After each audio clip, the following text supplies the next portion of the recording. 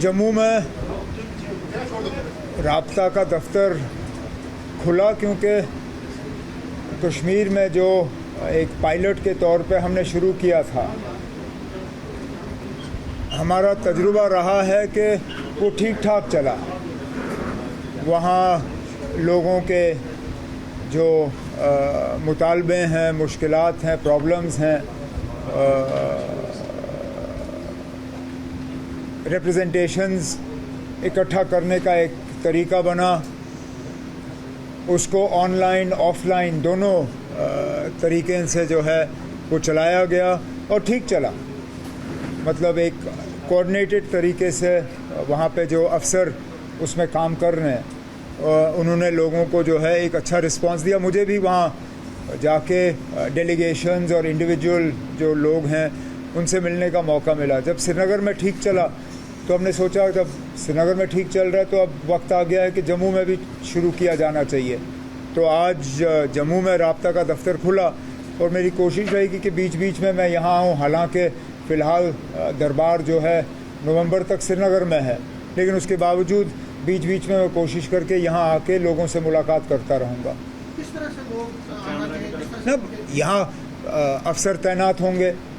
यहाँ एक तो जिस तरह श्रीनगर में ऑनलाइन जो है मेमोरेंडम या जो उनके जो डिमांड्स हैं वो डाले जाते हैं या उनकी शिकायत रहती है या कोई मसला होता है, एक तो ऑनलाइन तरीके से। ऑफलाइन भी वो यहाँ आके अपना जो है रिप्रेजेंटेशन यहाँ डाल सकते हैं। यहाँ अफसर तैनात होंगे, दफ्तर खुला होगा और कोशिश की जाएगी कि उनके मसले जो हैं उनका हल हो।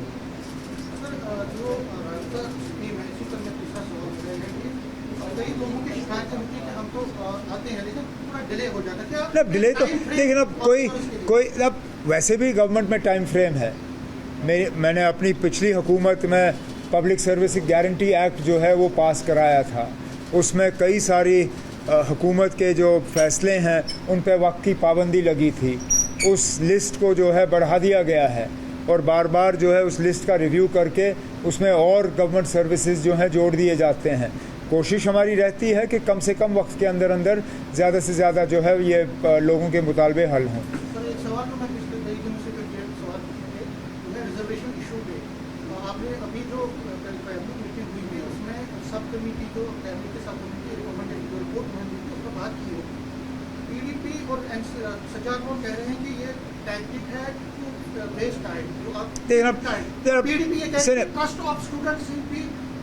वो पीडीपी वाले तो एक से ना पीडीपी वाले किस मुंह से ये बात करते हैं। जब महबूबा मुफ्ती को वोट चाहिए थे उन्होंने अपनी पार्टी के लोगों पे सख्त पाबंदी लगाई थी कि वो रिजर्वेशन के मामले में बात भी नहीं कर सकते हैं। मैं वो ट्वीट के रिकॉर्ड निकालूं जो उस वक्त पीडीपी ने और महबूबा मुफ्ती ने अपने हैंडल से डाले थे कि nobody in the party is authorised to speak on reservation. क्योंकि उस वक्त महबूबा मुफ्ती साहिबा अनंतनाग से इलेक्शन लड़ रही थी, उनको रजौरी पुंछ से वोट चाहिए थे और इसलिए वो रिजर्वेशन के मामले पे खामोश रहीं। उस वक्त उन्होंने रिजर्वेशन पे बात क्यों नहीं की? उस वक्त वोट हासिल करने के लिए महबूबा मुफ्ती ने रिजर्वेशन के मामले पे न सिर्फ खामोशी अदा की बल्कि सौदा किया। आज उनको अचानक रिजर्वेशन के मामले पे लोगों के साथ हमदर्दी नज़र आ रही है। ये हमदर्दी तब दिखनी चाहिए थी जब वो इलेक्शन लड़ रही थी। तो पीडीपी और इन बाकियों को कोई सजाद लोन साहब के बारे में हम क्या कहें। 5 साल तो हुकूमत के करीब रहे जब ये सारा कुछ हुआ। हम लोग तो बाहर थे, हम लोगों को सरकारी मकानों से निकाला गया, हमारी सिक्योरिटियाँ कम की गई। वो तो सरकारी मकान में बैठा हुआ था, हुकूमत के करीब था। उस वक्त उन्होंने रिजर्वेशन के खिलाफ बात क्यों नहीं की?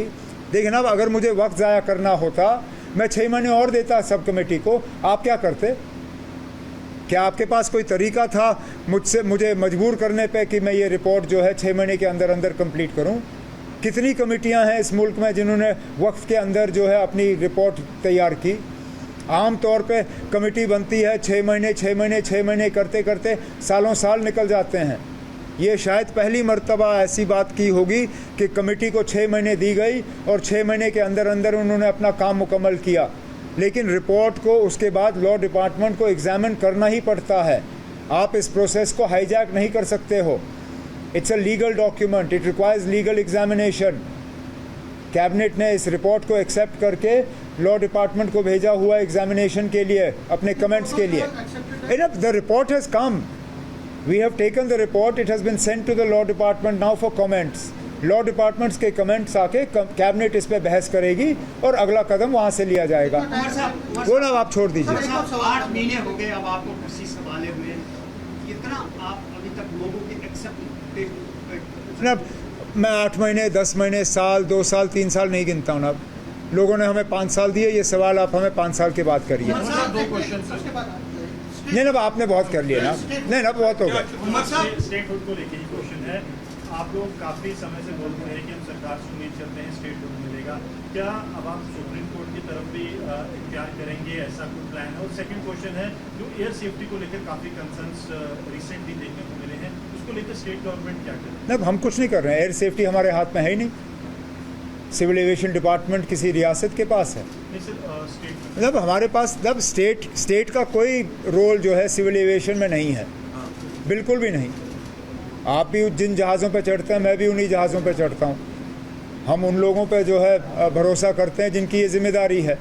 ये government of India, ministry of civil aviation और DGCA की जिम्मेदारी है।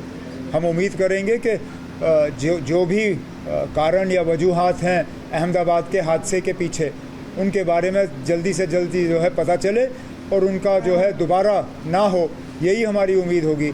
जहाँ तक आपका पहला सवाल था, आगे हमें क्या करना होगा स्टेट हुड लाने के लिए, उस पर हम बाद में बात करेंगे। फ़िलहाल तो हम उम्मीद लगाए बैठे हैं कि वज़ीर आज़म साहब ने जो लोगों के साथ वादा किया और उस वादे को दोहराया सोनमर्ग में भी और उसके बाद भी, वो अपने ये हुकूमत जो है अपनी बात पे कायम रहेगी और जम्मू कश्मीर को जो है रियासत का दर्जा वापस मिलेगा।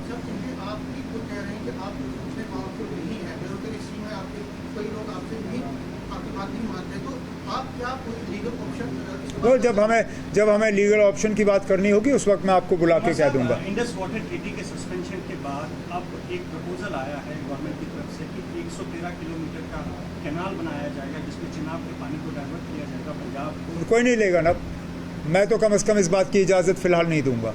पहले हमें अपना पानी अपने लिए इस्तेमाल करने दीजिए, फिर हम बाकियों की बात करेंगे। यहाँ जम्मू में सूखा पड़ा हुआ है ना, यहाँ जम्मू में नलकों में पानी नहीं है। मैं पंजाब पानी क्यों भेजूँ?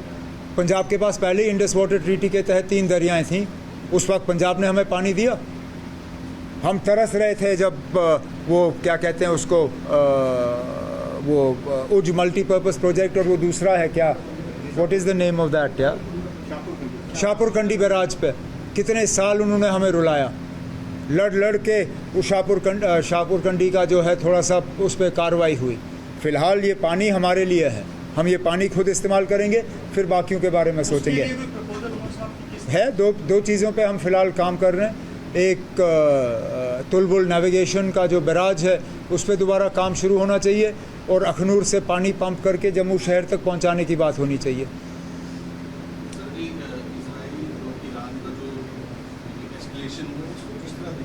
नहीं, ये अच्छी बात नहीं है। कहीं पे भी जंग हो तो अच्छी बात नहीं है। और ईरान ने ऐसा क्या किया अचानक जिसके बुनियाद पे इजराइल को हमला करना पड़ा? ठीक 2 महीने पहले अमेरिका के शायद इंटेलिजेंस की चीफ जो हैं, उन्होंने ये कहा कि Iran is nowhere close to creating a nuclear bomb. ये 2 महीने पहले उनकी जो है एविडेंस थी। आज 2 महीने के बाद अचानक इजराइल ने ईरान पे हमला किया। ये मतलब जितनी जल्दी ये सिलसिला रुके उतना अच्छा है, क्योंकि अब आप देखें लड़ाई तो ईरान और इजराइल के दरमियान है, लेकिन हमारे लोग उसमें फंसे हुए हैं। 1300 से 1400 हमारे बच्चे जो हैं वहाँ फंसे हैं। अब एक एक करके हम उनको निकाल रहे हैं। 90 पहले निकले, अब 400 और हमने सेफ जगह मशहद तक पहुँचाया है। अब कोशिश की जा रही है कि सारे जो 6000 से ज़्यादा शायद स्टूडेंट्स ऑल इंडिया लेवल पे और 1600 के आसपास जम्मू कश्मीर के, उनको हम निकालने का काम कर रहे हैं। वो थोड़ी सी लापरवाही रही दिल्ली में गाड़ियों के मामले में। उस अफसर को कहा गया कि आगे से जो है थोड़ा सा ख्याल रखें। जैसे ही ये बात हम तक पहुंची, हमने सही अच्छी गाड़ियों का इंतज़ाम किया और उन बच्चों को हम वापस ला रहे हैं।